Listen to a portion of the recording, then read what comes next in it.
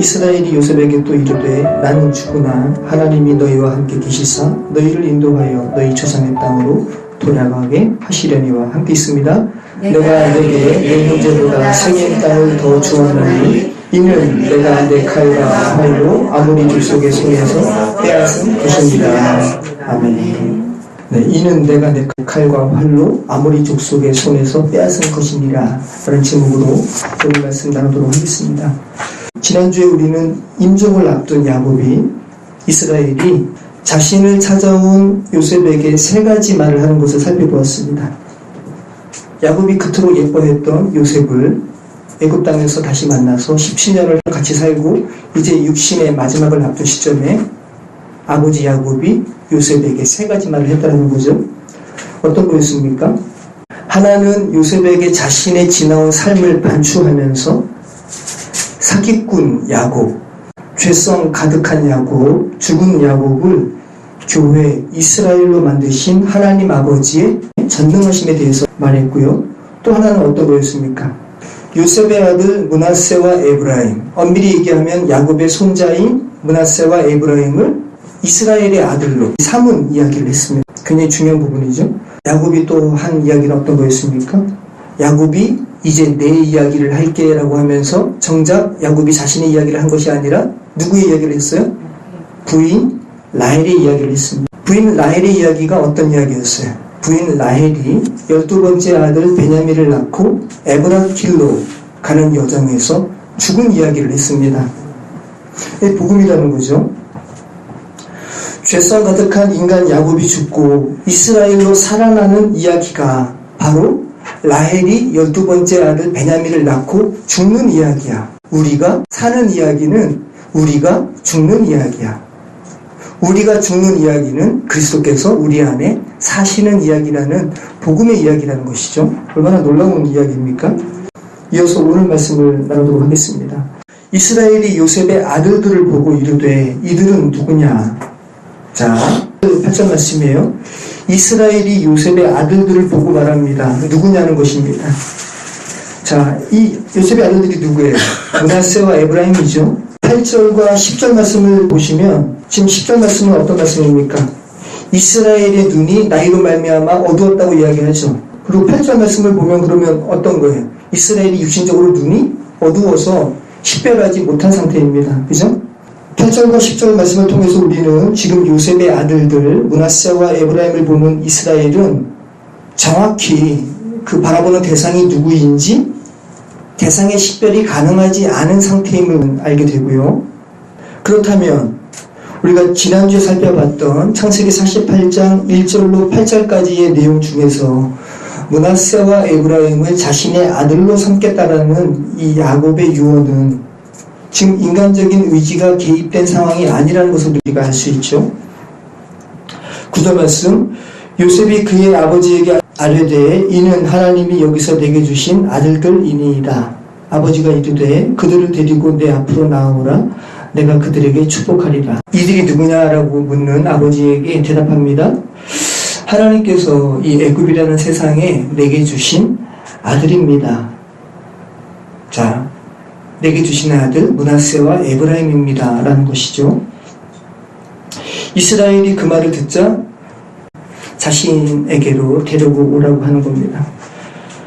하나님의 아들이니, 그죠? 이스라엘로 들어오는 아들이니 자기가 축복하겠다는 것이죠. 이 축복 바라크라고 했습니다. 이스라엘이 애굽에서 태어난 므낫세와 에브라임을 자신의 아들 삼겠다라는 말을 한 후에 처음 축복을 하겠다는 것이죠. 여러분, 이 축복은 어떤 축복입니까? 하나님과 관계성 있는, 하나님과 연결된 복임을, 하나님께서 나의 창조주시구나, 내가 그에게 합당한 예배를 드려야지 라는 이것을 아는 것이 복이라는 것이죠. 이스라엘의 눈이 나이로 말미암아 어두워서 보지 못하더라. 요셉이 두 아들을 이끌어 아버지 앞으로 나아가니 이스라엘이 그들에게 입맞추고 그들을 안고.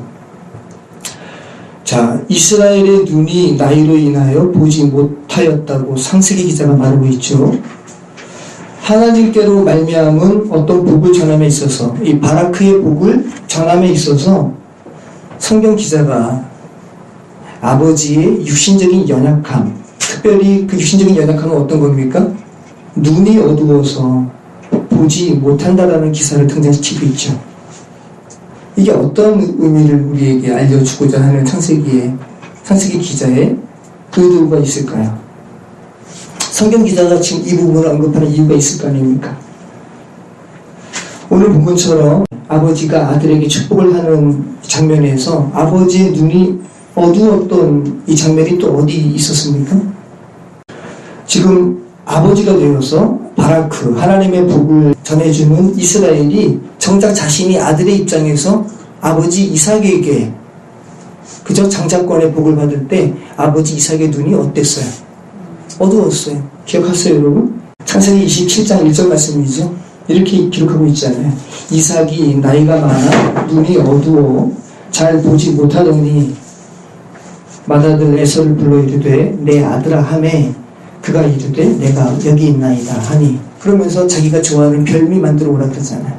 내가 너에게 축복할 거라고. 그 얘기 듣자 리브가가 야곱에게 목소리 바꾸고, 그죠? 염소털 손에 묻혀서 아버지에게 나가게 하는 거 아닙니까? 육신적인 눈이 어두웠다는 것이 1차적인 말하는 바고요. 근데 흥미롭게도 나이가 들어 눈이 어두웠다라고 한글이 동일하게 번역하는 이 두 구절의 히브리어 원문이 같지가 않아요. 이삭의 눈이 어두웠다라고 번역한 단어는 카하라는 단어거든요. 낙담하다, 어두워지다, 약해지다라는 의미예요. 그러니까 육신적인 의미에 정말 어두워짐의 의미가 더 강하고요. 그런데 오늘 교회를 의미하는 이스라엘의 눈이 어두웠다라고 번역된 히브리어는 카베드라는 단어예요. 이 카베드, 카보드, 영광, 참 의미가 있죠. 무거움, 좋은 의미에서 풍부한, 짐스러움, 너무나 풍부하니까 이 짐스러운 거예요. 무거운 거예요. 그리고 너무나 하나님의 임재가 무겁죠. 그래서 또 영광스럽다는 의미가 있습니다. 굉장히 상반되죠. 너무 짐스러운데 그 짐스러운 게 지나쳐서 무거움, 영광스러움. 그죠? 그러니까 지금 한글 성경이 똑같이 눈이 어둡다라고 표현한 이 카하와 카보드의 의미상에 굉장히 큰 갭이 있죠. 차이가 있죠. 어느 게 더 영적인 의미가 더 풍부합니까? 카보드죠. 그죠? 이삭의 경우에 사용된 카보다 이스라엘의 경우에 사용된 카베드가 훨씬 더 무겁고 엄중한 의미를 품고 있죠. 지금 성경이 바라크, 하나님의 복을 전하는 장면에 그 복을 전하는 매개자의 역할을 하는 아버지의 눈이 어두웠다라는 육신적인 한계를 성경 기자가 특별히 전하고 있는 이유는 뭘까요? 아까도 말씀드린 것처럼 교회로 완성된 아버지가 그 하나님을 예배하는, 하나님을 아는 인격적인 그 복을 전함에 있어서 그 전하는 상황이 인간의 의지가 개입되는 상황이 아니라는 것을 지금 말씀하고 있는 거죠. 성경이 말하는 바가 하나님의 주권하에 있다는 것을 지금 강조하고 있는 부분이라는 거죠. 요셉에게 이르되 내가 내 얼굴을 보리라고는 생각하지 못하였더니 하나님이 내게 내 자손까지도 보게 하셨도다. 요셉이 아버지의 무릎 사이에서 두 아들을 물러나게 하고, 그림을 그려보세요. 요셉이 아버지의 무릎 사이에 지금 두 아들이 있었나 봐요. 므낫세와 에브라임을 물러나게 하는 거예요. 그리고 그 두 아들에게 이스라엘을 향하여 절을 하게 하죠. 그러면서 오른손으로는 에브라임을, 이스라엘의 왼손을 향하게 하고, 그죠? 왼손으로는 므낫세를, 이스라엘의 오른손을 향하게 하여 이끌어 그에게 가까이 나아가매. 자, 여러분, 아버지 요셉이 므낫세와 에브라임을 이스라엘에게 절을 하게 하는 것은 궁극적으로 누구를 향하여 절을 하게 하는 겁니까? 하나님이죠. 그죠? 하나님이죠. 절을 하게 한 후에 자신의 오른손으로 차남 에브라임을 이스라엘의 왼손을 향하게 하는 거예요. 왼손으로는 장남 므낫세를 위치시키는 거예요. 그리고 므낫세를 아버지 이스라엘에게 밀고 가게 하면 그 므낫세는 이스라엘의 어떤 손으로 갈 수밖에 되는 거예요? 오른손으로. 이스라엘이 오른손을 펴서 차남 에브라임의 머리에 얹고 왼손을 펴서 므낫세 머리에 얹으니 므낫세는 장자라도 팔을 엇받고 얹었더라. 요셉의 의도는 므낫세가 장자의 축복을 받게 했다는 거죠. 에브라임을 찾아의 축복을 받게 하고 그렇게 밀고 간 거예요. 그런데 14절 말씀 보면 이스라엘이 오른손을 펴서 차남 에브라임 머리에 얹고 왼손을 펴서 장남 므낫세의 머리에 얹은 거예요. 그러면서 므낫세는 장자라도 팔을 엇받고 얹었더라 라고 이야기하고 있죠. 므낫세는 장자라도 팔을 엇받고 얹었더라. 이 문장의 히브리적 의미가 이스라엘이 자기 손으로 안수하는 상황을 알게 했다는 의미가 있어요. 근데 이스라엘은 어떤 사람이라고 해요? 여기서? 눈이 어두운 사람이라고. 근데 자기가 지금 어떤 상황인지 아는 상황이었다. 근데 지금 이게 인간적인 의지가 개입된 상황이 아니라는 거죠. 놀라운 말씀이죠. 이스라엘이 자기의 손을 하나님께 의탁해서 신중하게 얹었다라는 거고요. 엇바꾸어, 엇갈려서라는 말로 번역된 샤칼이라는 단어는 신중하다, 현명하다, 교차시키다라는 의미를 갖고 있어요. 그러니까 지금 성경 말씀이 말하는 바가 뭡니까? 이스라엘이 새롭게 자신의 아들로 삼은 므낫세와 에브라임을 축복하는 데 있어서 인간적으로는 신중하게, 하지만 영적으로는 인간적인 상황이 개입되지 않은 하나님의 주권 하에 자신의 팔을 하나님께 의탁했다는 거죠. 네, 놀랍죠? 그리고 그 행동이 사람 눈에 보기에는 어떻게 보였다는 거예요? 팔이 교차된, 크로스된 형태로 보였다는 것이죠. 이 장면을 영화로 찍는다면 얼마나 멋있겠어, 그죠? 아버지 요셉은 그냥 미는데 이스라엘은 팔을 엇갈려서 안수하는 거니까. 마치 눈이 어두운 이스라엘이 에브라임이 자신의 좌측편에 있는 것을 알고 한 것처럼 손을 엇갈려서 안수하지만 이것은 이스라엘로서 하나님의 섭리를 따른 것이라고 지금 성경이 말하고 있는 거죠. 그러니까 인간의 주권을 한 게 아니라는 거예요. 므낫세와 에브라임이 이 상황을 알 수 있을까요? 아니죠. 이들은 지금 축복을 받는 입장이고, 그죠? 눈을 감고 또 머리를 숙이는 상황이니까 축복을 받는 입장에서 자신의 할아버지, 하지만 지금은 영적으로 아버지가 되는 이스라엘이 어떤 손으로 자신의 머리에 손을 얹는가를 알 수는 없지만 지금 아버지 요셉은 이 상황을 다 보고 있는 거잖아요. 마음이 어떻겠습니까, 여러분? 그리고는 이스라엘이 축복을 하기 시작합니다. 이 축복의 내용을 한번 보시죠. 15절 말씀.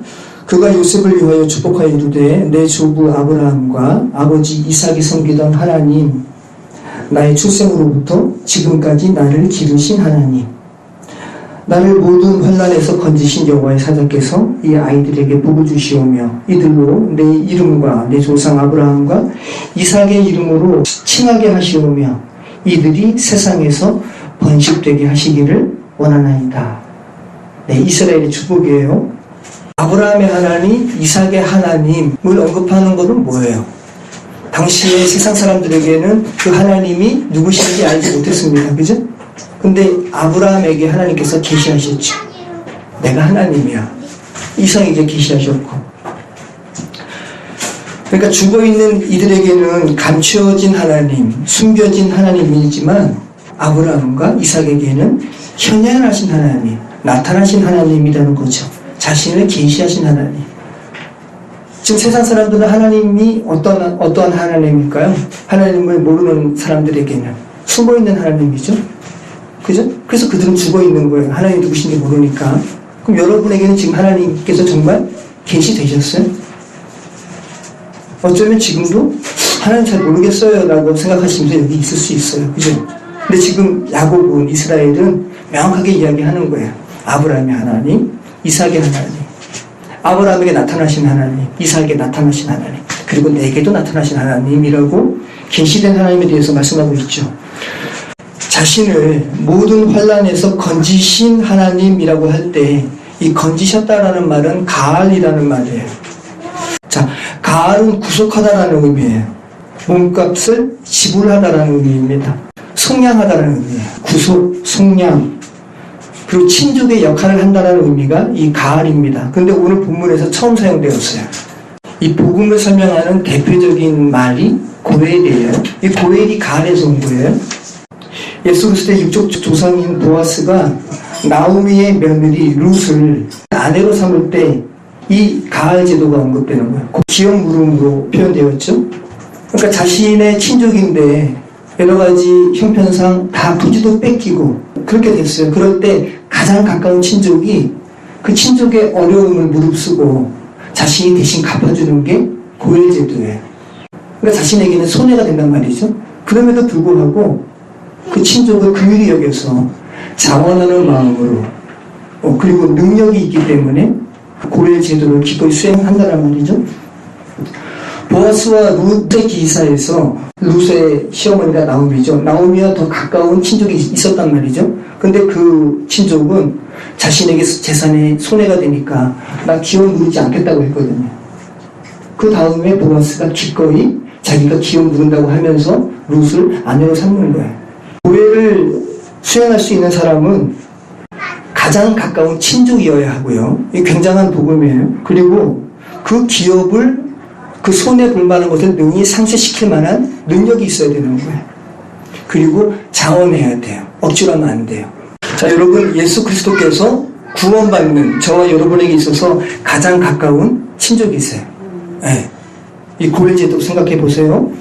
그리고 예수님만 우리의 죄를 대신 속량하실 수 있는 뭐가 있는 분입니까? 능력이 있는 분이신 거예요. 그리고 예수님께서 친히 자원하셔서 인간의 몸을 입고 이 세상에 오셨죠. 네. 정확하게 예수 그리스도를 말하고 있는 제도가 고혈제도입니다. 지금 이스라엘이 자신을 구원하신 하나님을 고혈제도를 의미하는 가하를 사용해서 처음 고백하고 있는 겁니다. 자, 그리고는 므낫세와 에브라임을 아브라함, 이삭, 야곱, 이스라엘의 이름으로 칭하겠다는 복을 구하고 있어요. 그죠? 구원의 백성 가운데 있게 해주십시오. 이스라엘로 있게 해주십시오. 그리고는 어떤 말을 합니까? 번식되게 해주십시오. 번식을 일반적인 사람에게 써요, 안 써요? 안 쓰죠. 번성이라고 할 수가 없어요. 번성은 이미 파라와 라바에서 많이 사용했기 때문에 그래서 어쩔 수 없이 짐승에게 사용하는 번식이라고 번역을 했어요. 그리고 실제로도 라바가 아니에요. 다가라는 단어예요. 물고기가 알라면 엄청나거든요. 그러니까 다산을 상징하는 대표적인 동물 중에 하나가 물고기예요. 물고기 떼에 이 번식하는, 증대하는 것을 설명할 때 다가라는 말을 써요. 근데 지금 므낫세와 에브라임에게 이 다가라는 말을 쓰고 있다는 것이죠. 헬라어 성경은 이 다가라는 단어를 플레티노라는 단어로 번역하고 있는데 몇 가지 용례가 있지만 오늘 본문과 연계해서 말씀드리면 하나님의 말씀의 전파를 통한 교회의 수적인 증대를 의미하는 단어를 사용할 때 이 다가가 헬라어로는 뭐라고요? 플레티노라고요. 이 플레티노라는 말을 사용했어요. 사도행전 6장 7절 하나님의 말씀이 점점 왕성하여 뭐가 왕성하여? 하나님의 말씀이 왕성하여 예루살렘에 있는 제자의 수가 더 심히 많아지고 허다한 제사장의 무리도 이 도에 복종하니라. 네, 여기에 이 플레티노가 사용되었습니다. 사도행전 9장 31절 그리하여 온 유대와 갈릴리와 사마리아 교회가 평안하여 든든히 서가고 주를 경외함과 성령의 위로로 진행하여 수가 더 많아지니라. 그죠? 하나님의 말씀의 전파를 통해서 단순히 물리적인 교회 말고 하나님의 구원받은 교회의 수가 많아진, 교회는 우리라고요? 인격체라고요? 저와 여러분에게 하나님께서 진정으로 우리가 받기를 원하시는 복은 물질적, 기복적인 복이 아니라 하나님의 말씀의 증대. 그죠? 하나님의 말씀이 살아야지 우리가 살죠. 네. 17절 말씀 요셉이 그 아버지가 오른손을 에브라임의 머리에 얹은 것을 보고 기뻐하지 아니하여 아버지의 손을 들어 에브라임의 머리에서 므낫세 머리로 옮기고자 하여 그의 아버지에게 이르되 아버지여 그리마옵소서 이는 장자이니 오른손을 그의 머리에 얹으소서 하였으나 그의 아버지가 허락하지 아니하며 이르되 나도 한다 내 아들아 나도 한다. 그도 한 족속이 되며 그도 크게 되려니와 그의 아우가 그보다 큰 자가 되고 그의 자손이 여러 민족을 이루리라 하고 그날에 그들에게 축복하여 이르되 이스라엘이 너로 말미암아 축복하기를 하나님이 내게 에브라임 같고 므낫세 같게 하시리라 하며 에브라임을 므낫세보다 앞세웠더라. 자, 여러분 지금 이스라엘이 므낫세와 에브라임에게 축복하는 상황을 아버지 요셉이 보고 있었다는 것을 여러분 기억하시기 바라고요. 아버지 입장에서는 좋지 않은 거죠. 근데 이 요셉이 누군데요? 사분한 반해야죠. 예수를 예표하는 인물이에요. 창세기 기자가 그 이스라엘이 유언하는 교회를 향한 하나님의 이 유언의 내용이 어떤 것임을 드러내기 위해서, 강조하기 위해서 오늘 이 본문 단 한 번만 육신적인 아버지의 모습을 잠시 요셉에게 투영시키고 있어요. 아버지 이스라엘이 하나님의 섭리 가운데 팔을 엇바꾸어서 축복하는 이것을 못마땅하게 여겼다는 것으로 하나님의 은혜의 주권성을 강조하고 있다는 것이죠. 그런 맥락으로 말씀 들어보세요. 아버지 이스라엘은 이스라엘의 오른손이 차남 에브라임의 머리에 얹혀진 것이 기쁘지 않았습니다. 그래서 이야기하는 거예요. 아버지, 지금 당신의 오른손이 장남 므낫세 머리에 있는 것이 아니라 차남 에브라임의 머리에 얹혀져 있습니다. 그렇게 하지 마세요. 손의 위치를 바꾸십시오라고 이야기하는 거죠. 하지만 지금 이스라엘은 인간적인 의지로 하는 것이 아님을 알죠. 눈이 어두운 이스라엘이 그 요셉의 처음을 거절하는 거예요. 그러면서 이렇게 이야기합니다. 나도 안 가. 나도 알아. 그런데 이거 지금 내가 하는 거 아니야. 지금 내 의지로 하는 것이 아니라 하나님께서 하시는 거야 라고 이야기하는 거죠. 하나님의 섭리야 라고 말하면서 하나님의 주권성에 대해서 이스라엘이 이야기하고 있습니다. 그도 한 족속이 되며 그도 크게 되려니와 그의 아우가 그보다 큰 자가 되고 그의 자손이 여러 민족을 이루리라. 자, 이게 영적인 것을 이야기해요. 그런데 물리적인 차원에서도 광야에서 첫 번째 실시된 인구조사에서 에브라임 지파, 동생이죠. 에브라임 지파가 45,000명이 되고요. 므낫세 지파는 32,200명이에요. 그러니까 물리적인 수에서도 에브라임 지파의 수가 형 므낫세의 지파의 수보다 더 많아졌다고요. 그리고 결국 에브라임 지파는 북쪽 이스라엘의 지도적인 위치가 되죠. 자, 장남 므낫세가 아닌 차남 에브라임에게 축복을 더하는 이 상황은 창세기 기사를 살펴보면서 누차 우리가 발견했던 차남이 장남되는 기사죠. 창세기에서 계속 반복된 기사예요. 성경 기자가 지금 장남이 아닌 차자에게 은혜를 베푸시는 상황을 통해서 저와 여러분, 성경을 읽는 독자에게 어떤 메시지를 전하고 있는 거죠? 다시 한번 여러분의 마음으로 한번 정리해 보세요. 차남이 장남되는 메시지가 어떤 메시지입니까? 여러분 중에 아마 장녀 있을 수도 있고요. 그죠? 내가 먼저 태어난 사람이 있을 거예요. 그리고 여러분 중에는 차녀, 차남인 사람들이 있죠. 그러니까 모든 인류에게 해당되는 말이라는 거죠. 모든 인류가 성경에서 계속 누차 이야기하는 장남에게 복이 가지 않고 차남이 장남되는 순서가 뒤바뀌는 것이 무엇을 말하고 있는지 한번 생각해 보시라는 거죠. 자, 성경은 분명하게 가장 맞것, 만물의 첫 것, 그리고 장자의 권위를 인정해요. 그리고 그 장자의 중요성에 대해서 이야기해요. 그래서 예수 그리스도께서 맏아들 되시고 우리가 예수 그리스도와 연합되어서 그 구원에 이르는 장자의 우선됨에 대해서 성경이 말하고 있단 말이죠. 장자의 권위를 인정하고 그것의 중요성을 성경이 누차 말하고 있으면서도 그 장자됨을 사람이 취하는 데 있어서 사람이 자연스럽게 여기고 당연하게 여기는 인간적인 가치관을 성경은 무너뜨려요. 장자권을 취하는 데 있어서 성경은 차자가 장자되는 기사에서 하나님의 은혜의 주권성을 계속 생각하도록 성경을 읽는 사람들에게 이끌고 있다는 거예요. 우리는 장남 아니면 차남이거든요. 장녀 아니면 차녀고. 그러니까 모든 사람이 해당되는 말이라는 거예요. 보세요, 여러분. 성경이 계속 이야기하는 차자가 장자되는 그림은 여러분 편에 생각하신다면 감히 구원받을 생각조차 할 수 없는 죄 덩어리, 전 구원 감히 참여할 수가 없어요 라고 정말 인식하는, 죄인임을 인식하는 이들에게 아니, 너희의 힘으로 구원받는 게 아니라 하나님께서 너희를 구원하시는 거야 라는 은혜의 주권성을 생각하게 하는 거예요. 성경이 계속 그 얘기하는 거예요. 차남이 장남되는 이 기사는, 차자가 장자되는 그림은 감히 구원받을 생각조차 할 수 없는 죽음에 처한 저와 여러분을 구원하시는 그림과 같다는 겁니다.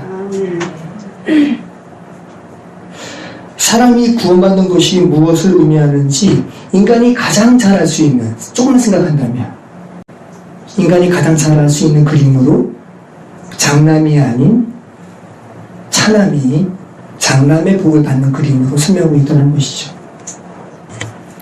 자, 여러분이 차남이에요. 인간적인 죄된 세상의 패러다임상, 인간적인 가치관상 첫 번째가 아님에도 첫 번째 복을 받게 될 때, 그죠?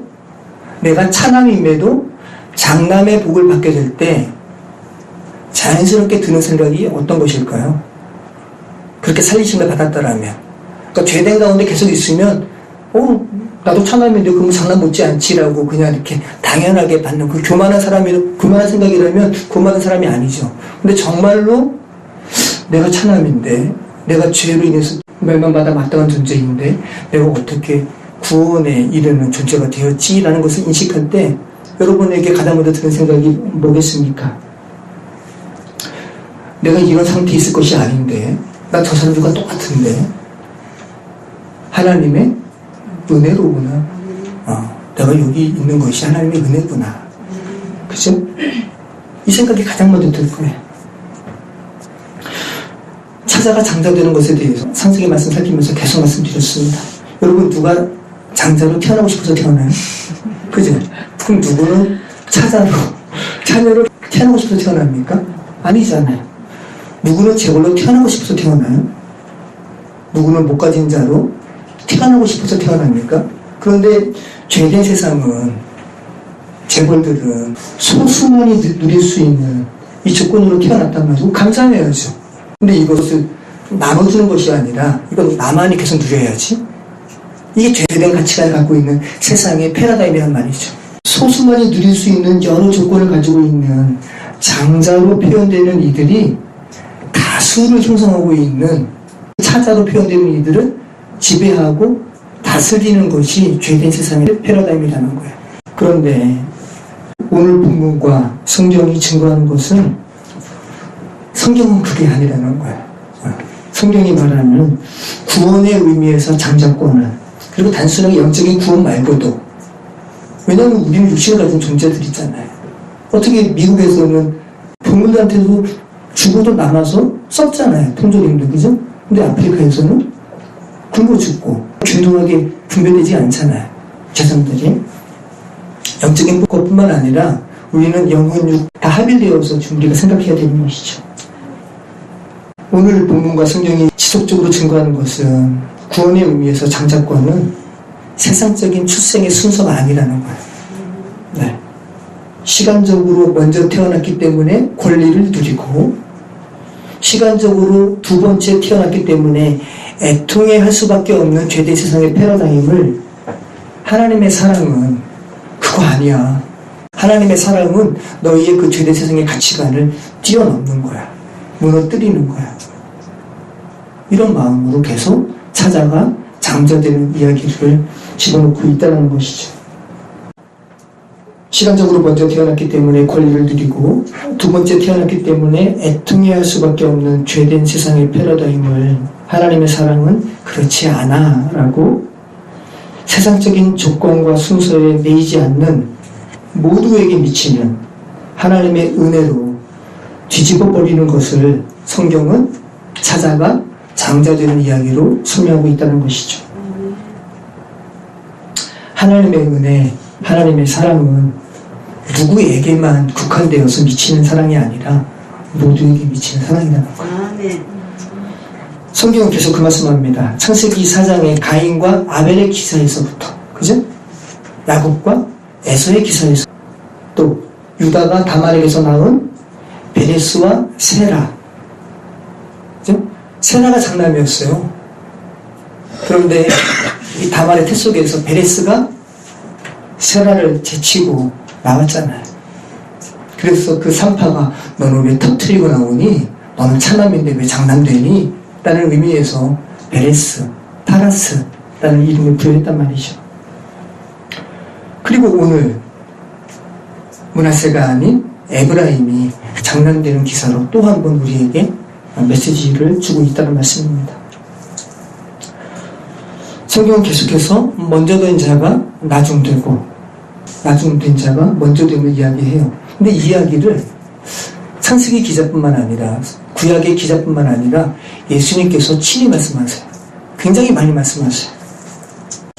하나님의 은혜를 붙드는 것 외에 너희가 의지할 거 아무것도 없어라고 이야기하십니다. 누가복음 13장 27절 예수님 말씀이세요. 한번 들어보세요. 그가 너희에게 말하여 이르되 나는 너희가 어디에서 왔는지 알지 못하노라. 행악하는 모든 자들아 나를 떠나가라 하리라. 너희가 아브라함과 이삭과 야곱과 모든 선지자는 하나님 나라에 있고 오직 너희는 밖에 쫓겨난 것을 볼 때에 거기서 슬피 울며 이를 갈리라. 우리는 이 말씀 들을 때 우리는 여기에 해당되지 않겠지라고 생각을 해요. 사람들이 동서남북으로 와서 하나님의 나라 잔치에 참여하리니 보라 나중된 자로서 먼저 될 자도 있고 먼저 된 자로 나중될 자도 있느니라 하시더라. 자, 마태복음 19장 29절 또 내 이름을 위하여 집이나 형제나 자매나 부모나 자식이나 전토를 벌인 자마다 여러 배를 받고 또 영생을 상속하리라. 그러나 먼저 된 자로서 나중되고 나중된 자로서 먼저 될 자가 많으니라. 예수님의 이름을 위하여 집이나 형제나 자매나 부모나 자식이나 전토를 벌인 자마다 영생을 상속할 거야. 자, 정말 예수 그리스도를 위하여 그죠? 자신을 다 버리고 그런 사람이 있을 수 있겠죠. 근데 예수님께서 그래도 너의 행위로 너가 예수님을 위하여 모든 걸 다 버렸어 라는 인식 너무 자고하지 마. 먼저 된 자가 나중되고 나중된 자가 먼저 될 거야. 예수께서 계속 말씀하세요. 마태복음 20장 14절 내 것이나 가지고 가라. 나중은 이 사람에게 너와 같이 주는 것이 내 뜻이니라. 이게 뭐예요? 그 노동 현장에서 그저 포도 주인이 품꾼들 이렇게 불러 모았어요. 그런데 새벽부터 나온 사람들 불러 모았고 또 12시에 또 나가서 또 불러 모았고 좀 있으면 일이 다 파할 시간인데 6시에 파하는데 5시에 또 나가가지고 인력시장에 가서 사람들 불러왔단 말이죠. 저 인력시장 많이 갔어요. 새벽에 가서 먼저 자기가 택감 받아야지 일할 수 있어요. 그리고 인력차들이 다 가고 나면 뭐 하는 줄 아세요? 거기 이렇게 방 하나 이렇게 마련해놨어요. 거기 좀 앉아있다가 새벽 일찍 나왔잖아요. 일을 해야 되는데 못 나간 거죠. 거기 잠깐 입을 덮고 있다가 집에 가는 거거든요. 근데 성경이 말하는 바는 이 포도원 품꾼은 아침에 6시에 가서 품꾼을 모집했으면 끝난 거잖아요. 근데 12시에 나가서 근데 거기에 나갔더니 여전히 일을 구하는 사람들이 있는 거예요. 너도 와서 일해. 근데 이제 6시면 끝나요. 근데 이 포도원 주인이 또 5시인데 오후 5시 1시간 남았어. 또 5시에 나갔더니 여전히 일을 구하는 사람이 있는 거예요. 여기서 말하는 일이 뭐겠습니까? 구원을 받는 사람들이 있는 거죠. 너도 와서 일해. 나중에 정산할 시간이 되어서 돈을 나눠주는데 자, 인간적인 생각을 가진 사람들은 어떤 생각 갖겠습니까? 예수님께서 참 놀라우신 분이시죠? 우리에게 생각하게 하시는 거예요. 돈을 주는데 가장 먼저 온 사람부터 주지 않고 5시에 온 사람 5시부터 일한 사람을 임금을 주는 거예요. 근데 하루 일당 예를 들어서 8만원 받으면 저 같은 작부는 많이 받는 거라고요. 자, 근데 여기서는 포도원 주인 하나님 예수를 의미하니까 10만원 다 주는 거예요. 1시간 일했는데 그 모습을 보고 3시에 온 사람 또 12시에 온 사람 새벽 6시에 온 사람 새벽 6시에 온 사람은 야 1시간 일했는데 10만원 받았네. 난 저 사람보다 몇 배 더 일했지? 근데 똑같이 10만원씩 주는 거죠. 그랬더니 이들이 품꾼들이 아니 어떻게 불공평하다고 나는 아침부터 와가지고 일하는데 왜 나 더 줘야 되잖아요 라고 얘기하는데 예수께서 뭐라 그러시는 거예요? 마태복음 20장 14절 말씀 내 것이나 가지고 가라. 나중은 이 사람에게 너랑 똑같이 주는 게 내 뜻이야. 내 것을 가지고 내 뜻대로 할 것이 아니냐. 아니 내 맘이잖아. 그죠? 내가 선함으로 너가 악하게 보니 하나님의 마음이 이렇게 모든 사람을 구원받기를 원하신다는 이 하나님의 선하심으로 인해서 너희 죄된 세상의 패러다임으로 악하게 보니 라고 이야기하는 거죠. 여러분한테 쿡 찌르는 말씀 아닙니까? 이와 같이 나중된 자로서 먼저 되고 먼저 된 자로서 나중되리라. 자, 한 번 더 말씀하세요. 얼마나 이 말씀 많이 하세요, 예수님께서. 마가복음 10장 29절. 예수께서 이르시되 내가 진실로 너희에게 이르노니 나와 복음을 위하여 집이나 형제나 자매나 어머니나 아버지나 자식이나 전토를 벌인 자는 현세에 있어 집과 형제와 자매와 어머니와 자식과 전토를 100배나 받되 박해를 겸하여 받고 내세에 영생을 받지 못할 자가 없느니라. 너무 문자적으로 받아들이지 마세요. 뭐 하나님께 삶을 다 드렸다고 해가지고 뭐 100배 받는 기본적인 복 말씀하시는 거 아닙니다.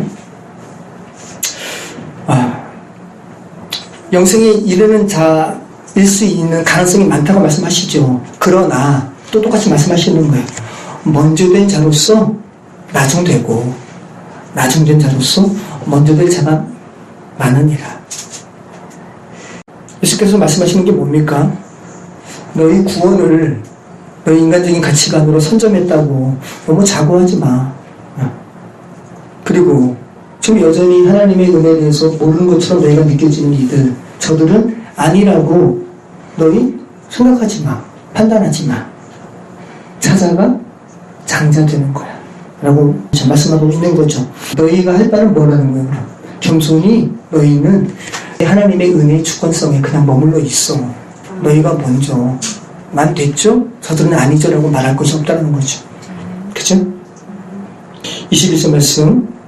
이스라엘이 요셉에게 또 이르되 나는 죽으나 하나님이 너희와 함께 계시사 너희를 인도하여 너희 조상의 땅으로 돌아가게 하시려니와 내가 내게 내 형제보다 세겜 땅을 더 주었나니 이는 내가 내 칼과 활로 아모리 족속의 손에서 빼앗은 것이니라. 이스라엘이 또 요셉에게 세겜 땅을 더 주었다고 말하고 있습니다. 그런데 그 세겜 땅은 이스라엘의 칼과 활로 아모리 족속에게서 빼앗은 것이라 말하죠. 근데 여러분, 야곱이 유언하는 이 22절의 기사가 맞아요? 물론 요셉의 뼈가 여호수아 시대에 이스라엘 백성들이 요셉의 뼈를 애굽 땅에서 끄집어내서 가나안 땅으로 이동해서 세겜 땅에 묻어요. 세겜 땅에 안장되긴 합니다. 하지만 오늘 본문에 이스라엘이 말하는 야곱이 그 세겜 땅을 칼과 활로 빼앗은 것은 아니었잖아요. 창세기 33장에 야곱과 관련해서 세겜 땅이 언급되고 있는데 여러분 기억하시나요? 바담 아람을 떠나서 약복강을 건넌 후에 에서와 만나고 그 후에 숫곳을 거쳐서 평안히 가나안 땅 세겜 성읍에 당도했다는 기사 여러분 기억하시나요? 이게 출애굽 기사와 똑같다고 그랬습니다. 지명이. 그리고는 뜬금없이 야곱이 세겜 땅을 구입하는 거예요. 얼마를 주고? 베크시타. 기억하시죠? 창세기 33장 18절. 야곱이 바담 아람에서부터 평안히 가나안 땅 세겜 성읍에 이르러 그 성읍 앞에 장막을 치고 그가 장막을 친 밭을 세겜의 아버지 하몰의 아들들의 손에서 베크시타에 샀으며 거기에 제단을 쌓고 그 이름을 엘로에 이스라엘이라 불렀더라. 세겜 땅에서의 딸 디나의 사건과 그 디나의 사건으로 인한 디나의 오라비 시므온과 레위의 살육 사건으로 인해서 세겜 땅에 이스라엘이 있으면 안 되는데 거주했기 때문에 벌을 받은 것으로 일반적으로 그렇게 생각한단 말이죠. 그런데 우리가 살펴봤습니다. 성경은 세겜 땅에서 이스라엘이 굉장히 의미 있는 행동을 했음을 기록하고 있었어요. 베크시타에 세겜 땅을 사는 거예요. 지금 오늘 요셉에게 유언하는 이 부분이죠. 훗날 요셉이 장사되는 터지를 구입하는 겁니다. 마치 아브라함이 헤트 속에게서 뭐를 사는 것처럼 막벨라굴을 사는 것처럼. 그리고 이 세겜이 어떤 곳입니까? 하나님께 야곱이 이스라엘의 칭호를 받은 후에 너는 이제 야곱이 아니야. 너 이스라엘이야. 라는 이스라엘의 칭호를 받은 후에 하나님께 가장 먼저 예배를 드린 장소가 세겜이에요. 영적으로 죽어있던 사람을 살리시는 주의 은혜로 살아난 후에 가장 먼저 예배드린 장소로 언급되는 장소가 세겜이라는 거예요. 야곱의 조부가 누굽니까? 아브라함이죠. 아브라함도 이방신을 섬기는 갈대아 우르에서 뽑혀져 나오는 것이 에클레시아죠. 우리가 에클레시아예요. 뽑혀서 나온 후에 도착했죠. 가나안 땅에. 그 가나안 땅 중에서 가장 먼저 예배한 장소가 세겜 땅이에요. 아브라함도 마찬가지라는 거죠. 디나의 사건 후에 베델로 이제 하나님께서 비로소 떠나라 그러시죠. 베델로 떠나기 전에 야곱 일가의 모든 우상을 가져오라 그래서 땅에 묻어버린 장소가 어디예요? 세겜이에요. 네. 가나안 정복 전쟁을 치른 후에 여호수아가 가나안 땅에 있는 여러 가지 악한 이방 종교 문화에 동화되는 이스라엘 지파를 모으죠. 그러면서 이렇게 이야기해요. 너희 눈에 좋게 보이는 신을 섬겨 나와 내 집은 여호와를 섬길 것이니라 라고 공표하는 장소가 세겜 땅이에요. 그 언약의 갱신이 이루어진 장소가 세겜 땅이라는 거예요. 부지 중에 살인을 저지르고 살해당한 친족의 그 복수에 쫓김을 당해서 도망가면 사는 곳이 어디죠? 도피성이죠. 그 중에 하나가 세겜성이에요. 사람이 만든 우상을 섬기고 음행을 저지르던 그 성이 하나님의 은혜가 선포되는 성이 된 거죠. 그러니까 세겜 땅이 어떤 땅이라는 거예요? 극에서 극을 날리는 거죠. 장소적으로는 축복과 저주가 외쳐지는 그리심산과 에발산 사이에 있는 장소가 세겜이에요. 신약으로 가서 수가성 여인이 이렇게 이야기하죠.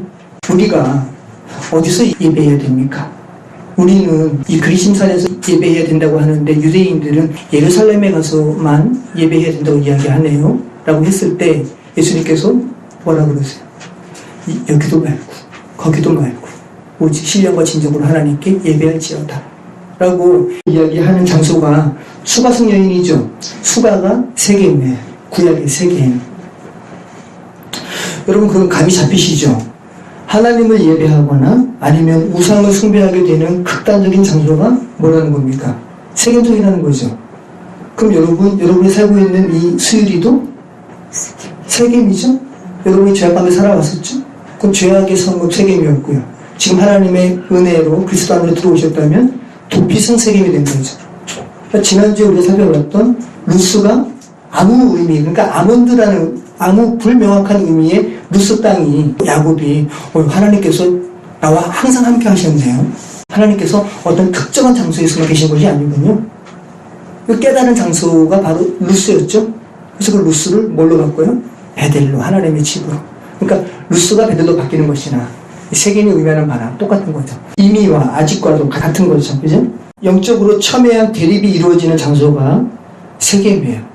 그러니까 어느 때는 우리가 에발산에 가까운 세겜이 있을 때도 있고 그리스도인인데 근데 어떨 때는 또 우리가 하늘께 예배하는 그리심산에 있는 세겜일 때도 있고 자 살리심을 받아 주의 은혜를 선포하는 자들과 여전히 죽어있는 채로 멸망으로 치닫는 자들의 영적 대립각이 이루어지는 장소가 세겜이라는 거예요. 수율이고 미알이고 도교고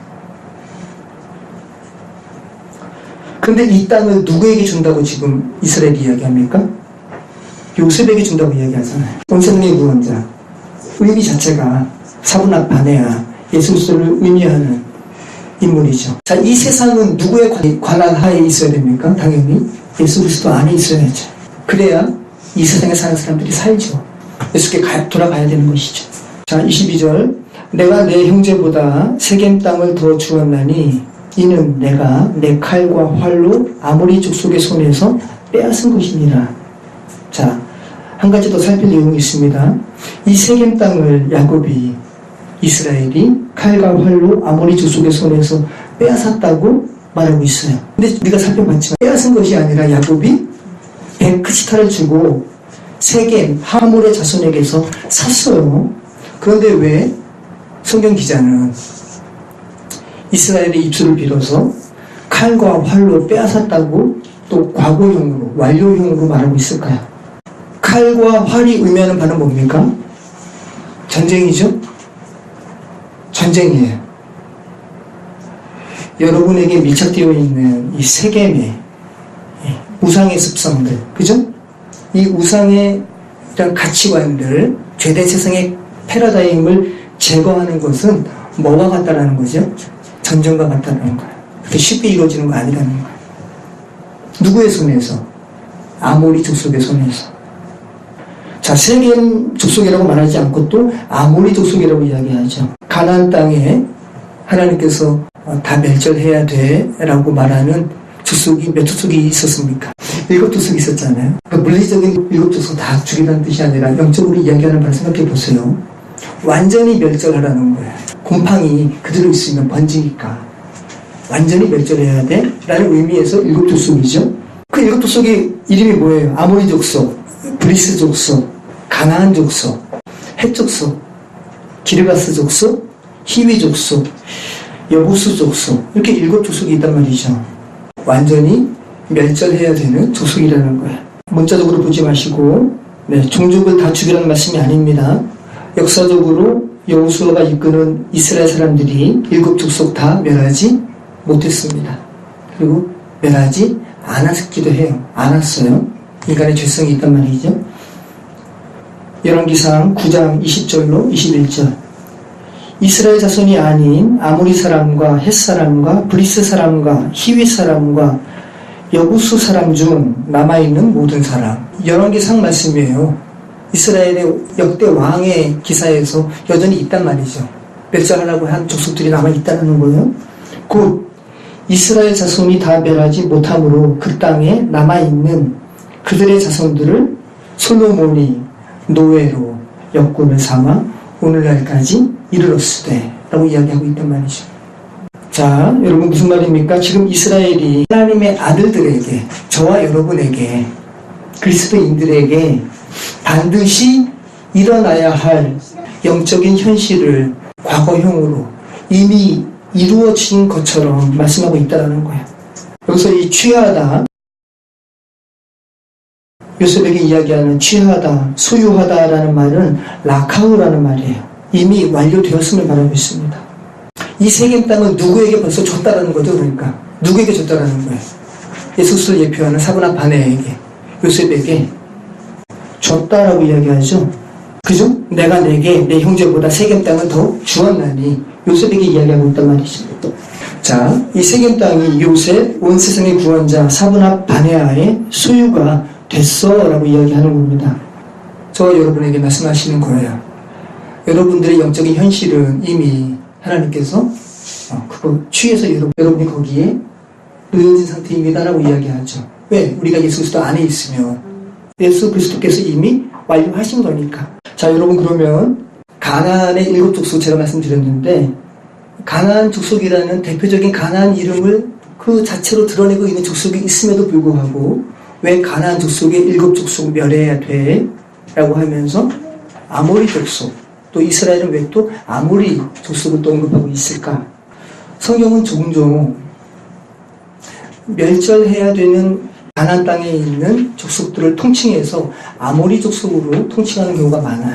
여호수아 2장에서 여호수아가 정탐꾼 2명을 여리고에 보내죠. 그리고 그 정탐꾼에게 기생 라합이 이야기하죠. 여호수아 2장 9절 51절 라합이 말하는 겁니다. 말하되 여호와께서 이 땅을 너희에게 주신 줄을 내가 아노라. 이스라엘 백성들에게 하나님께서 주신 거 내가 알아. 이게 지금 여리고성의 기생 라합이 이야기하는 거예요. 우리가 너희를 심히 두려워하고 이 땅 주민들이 다 너희 앞에 간담이 녹나니 이는 너희가 애굽에서 나올 때 여호와께서 너희 앞에서 홍해물을 마르게 하신 일과 너희가 요단 저쪽에 있는 아모리 사람의 두 왕 시온과 옥에게 행한 일 곧 그들을 전멸시킨 일을 우리가 들었습니다. 우리가 듣자 곧 마음이 녹았고 너희로 말미암아 사람이 정신을 잃었나니 너희의 하나님 여호와는 위로는 하늘에서도 아래로는 땅에서도 하나님이시니라. 지금 라합이 이스라엘 백성들의 그 백성 중에 뽑혀진 2명의 정탐꾼에게 말하는 바가 뭡니까? 이미 게임 끝났어. 너희가 이겼어. 너희의 하나님 여호와께서 이기셨어 라고 이야기하는 거죠. 그러면서 대표적으로 뭘 얘기하냐면 아모리 족속이 패한 것으로 이미 끝났다고 대표적으로 이야기하고 있죠. 아모리 족속이 패한 것으로 가나안 전쟁은 끝났어. 자, 모세가 이스라엘 백성들에게 하나님의 말씀이 생명임을 선포한 설교가 그 신명기 말씀이에요. 근데 그 신명기 기자는 그 설교의 시작을 어떻게 시작하고 있냐면 아모리 왕 시몬과 바산 왕 옥을 쳐 죽인 후라고 하면서 신명기 설교를 시작하고 있어요.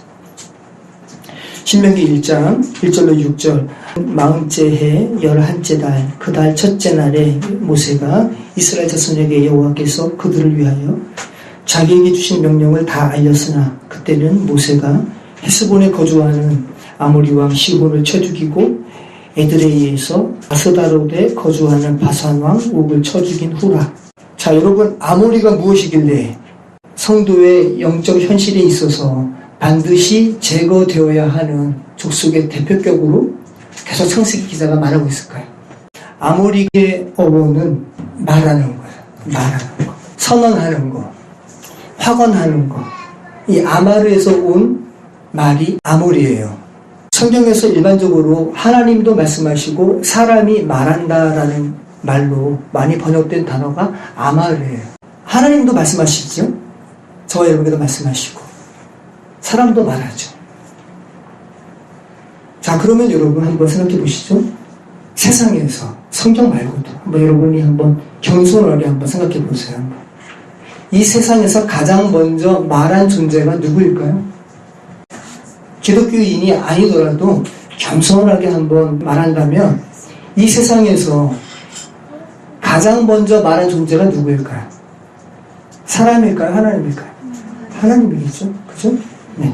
가장 먼저 말씀하신 존재는 하나님이죠. 그래서 창조기사에 가장 먼저 쓰인 말이에요. 아마르가.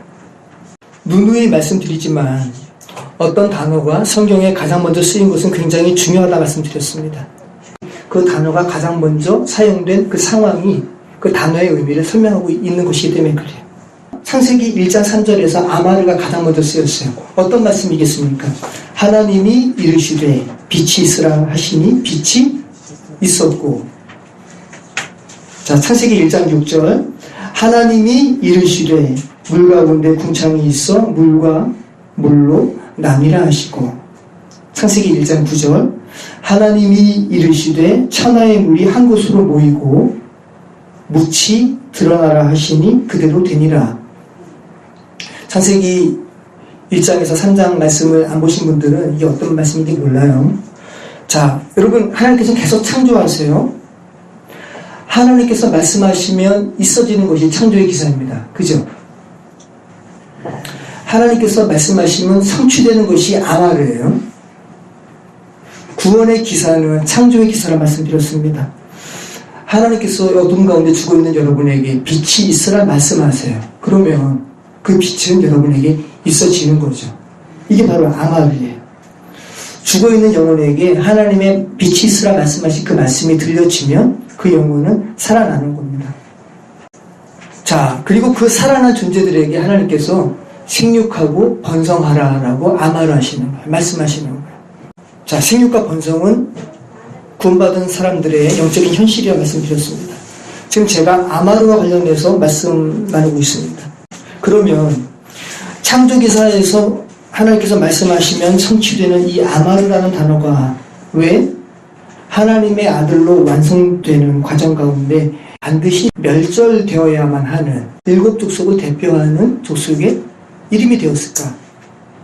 아마르와 관련해서 지금 제가 말씀드리는 내용으로 미루어 본다면 그럼 아모리 족속은 어떤 족속이겠어요? 하나님의 말씀하시면 이루어지는 그 아마르에서 파생된 말이 아모리 족속이란 말이죠. 근데 그 아모리 족속을 하나님께서는 멸절해야 하는 가나안의 7 족속의 대표격으로 말씀하신다는 소리는 이 아모리 족속이 어떤 족속이라는 거예요? 하나님의 말씀이 왜곡된 자. 네, 왜곡된 자. 하나님의 말씀인 아마르가 왜곡되어서 죽어있는 자들을 말하죠. 생물학적으로 살아있어도 시간 가면 죽는 거죠. 영혼의 관점에서는 죽는 거란 말이죠. 근데 그 왜곡된 것이 그냥 단순하게 왜곡된 것이 아니라 칼과 활로 전쟁을 치러서 완전히 떼내어야 할 정도로 몸에 밀착되어 버린 왜곡된 자. 그죠? 칼과 활로 표현되는 전쟁이 아니면 떨어지지 않게 되어버린 우리를 죽이는 말과 우리의 삶이 완전히 뒤엉켜버린 그 자들, 아모리 족속인 거죠. 저와 여러분이 아모리 족속이었어요. 지금도 아모리 족속일 수도 있어요. 겸손하게 여러분이 하나님의 말씀에 비춰보신다면. 하나님의 말씀이 잘못 전해지고 받아들여져서 하나님이 말씀하시는 복은 기복적이고 재물의 복이 아닌데 죄된 사람들은 그 복을 그냥 기복적인 복으로 둔갑시켜버리는 이들, 그죠? 그들이 아모리 족속이죠. 복음을 위해서 기도한다고 하면서 결국은 자신의 입신양명을 위해서 기도하고 아모리 족속이죠. 결국은 계속 자기를 살펴낸다는 말씀이죠. 죄악으로 부패하고 오염되어져서 무엇이 진리이고 비진리인지 모르는 가운데 뒹구는 상태 가운데 있는 족속이 바로 아모리 족속이라고요. 여러분, 우리가 다 말을 하는 존재잖아요. 그죠? 우리가 다 하나님을 흉내내서 말한다고요? 근데 우리가 아마르 하는 것이 이루어집니까? 우리 말이 왜곡된 거죠. 그죠? 우리는 우리 말을 하는 거예요. 거짓된 말. 우리의 주인 되시고 우리의 머리가 되신 그리스도께로부터 온 말이 아니면 우리는 모두 왜곡된 말을 하는 아모리 족속이라는 거죠. 하나님의 말씀을 전할 때 굉장히 힘들어요. 왜? 저는 왜곡된 아모리 족속에 더 가까우니까. 어떻게 왜곡되지 않은 하나님의 말씀을 온전하게 증거할 수 있겠어요? 어려운 거죠. 힘들고. 우리가 주인이 되어서 우리가 말하는 그 말, 아마르 중에서 생명을 살리는 말이 몇 개나 돼요. 솔직히. 다 죽이는 말 하잖아요. 다 우리를 죽이는 말. 다른 사람 죽이는 말.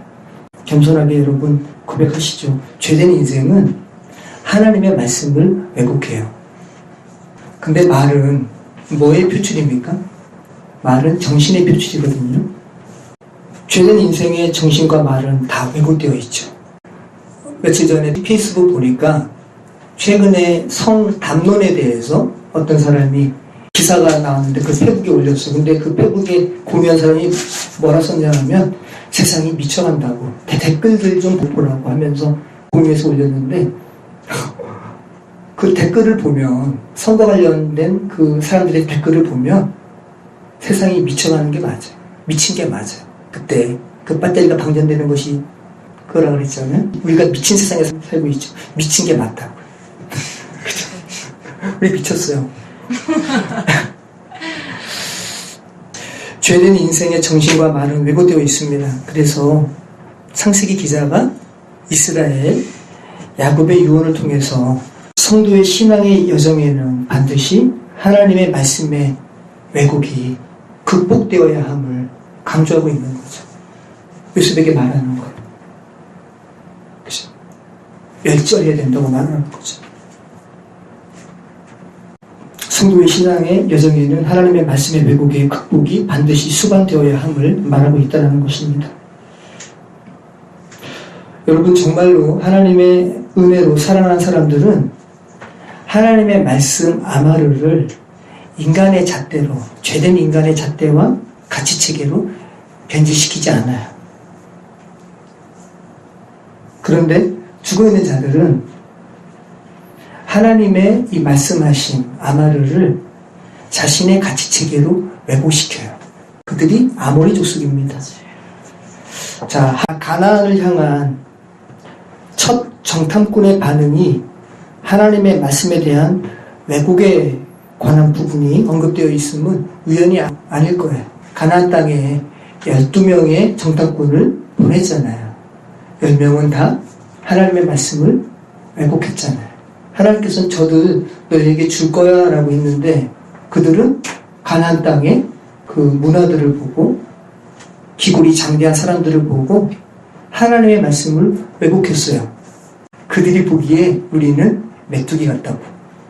근데 여호수아와 갈렙만 아니 그들은 우리의 뭐라? 밥이라고. 하나님께서 말씀하시죠. 내 귀에 들렸던 너희가 메뚜기 같다고 했던 그렇게 말하는 자들, 그리고 우리의 유아들까지 다 죽게 될 거라고 이야기했던 너희들, 너희의 말처럼 너희가 가나안 땅을 정탐했던 40일을 하루를 1년으로 환산해서 40년 동안 너희 다 죽을 거야. 하나님의 말씀 왜곡시킨 너희들 다 죽을 거야.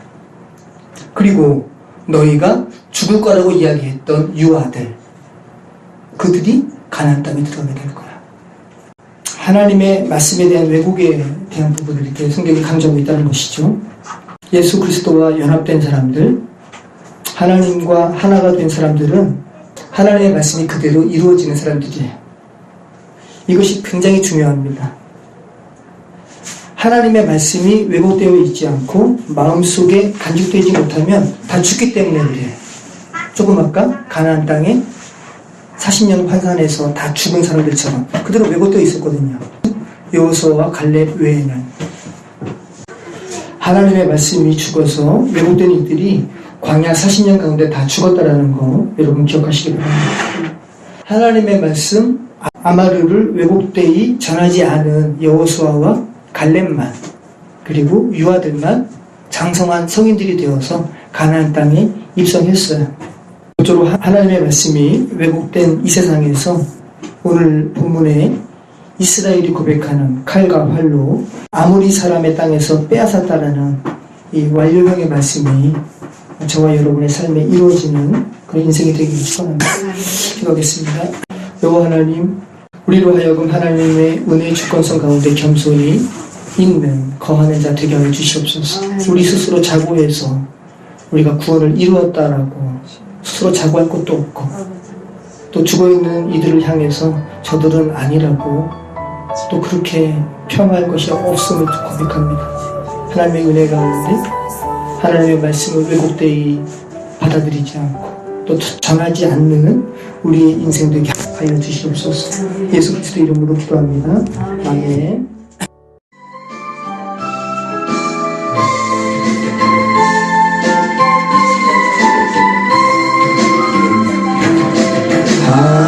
하나님의 음성을 듣고자 기도하며 귀를 기울이시고 내 기도를 들어주신다네. 깊은 웅덩이와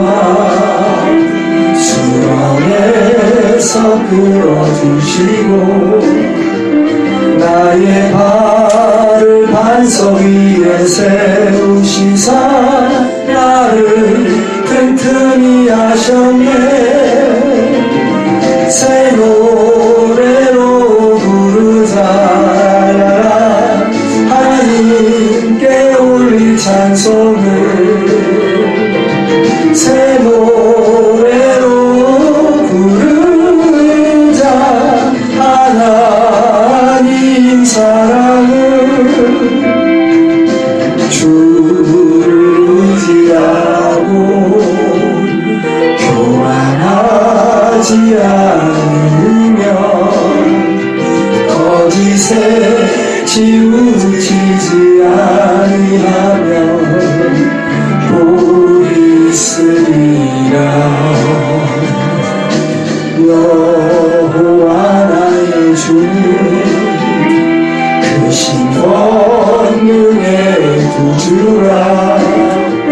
주의 크신 권능으로 우리를 사랑하여 주시네. 새 노래로 부르자 하나님께 올릴 찬송을 새 노래로 부르자 하나님 사랑을